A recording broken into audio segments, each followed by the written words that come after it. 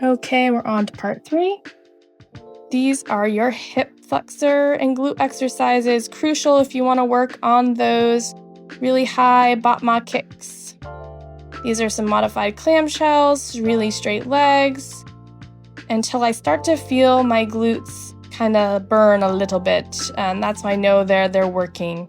I do about 8, and that happens for me. In crunch, and then extend arabesque. This is a little bit of a stretch as well as a wake up muscles.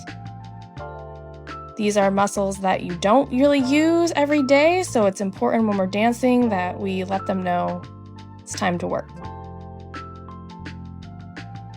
Do about 8 of those. Next is a little attitude shape. We're making sure we're getting as much turnout in that joint as possible, thinking heel forward, bent leg in that attitude. And this is going to make sure that our hip is really engaged and you're working on that hip mobility. Once we do about 8 of those, we're going to move into the straight leg batmas. So we go attitude, and then we come down, then batma out. If all of a sudden you see that your leg cannot go as high as when you were just doing the bent leg, that means you need to work on your hamstring stretching.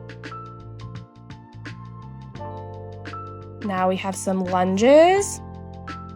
Also really important to do. So we have our forward facing lunge, where our tummies are lifted, our shoulders are back.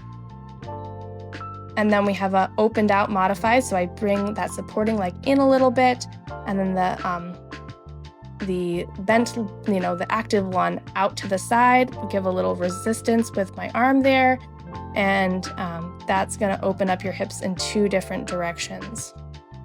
So you can see I'm checking my pelvis. If you are hypermobile and you don't feel much of a stretch here, you can tuck your pelvis just a smidge, not too much, and definitely practice having it tucked and then untucked, but that can give you a little extra quad stretch there. I often have to do that for my own body. And then the open up here, making sure that heel's nice and forward. My core is engaged, and I'm giving a little oppositional stretch there with my arm. Last one, this one is crucial for those pirouettes. These are passe lunges. I'm using the block to help remind my shoulders to stay in that spot, which is how I would want in my pirouette. So I did them flat, and now you can add a releve if you want to.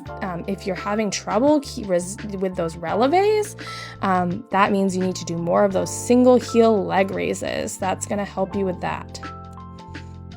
Next one is our attitude passe lunges. These ones are hard, as you can see me wobbling all around there.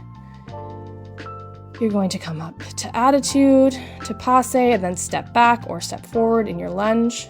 This works a whole bunch of muscles, but most importantly, it helps your supporting leg stabilizers engage while your other leg is doing all sorts of things.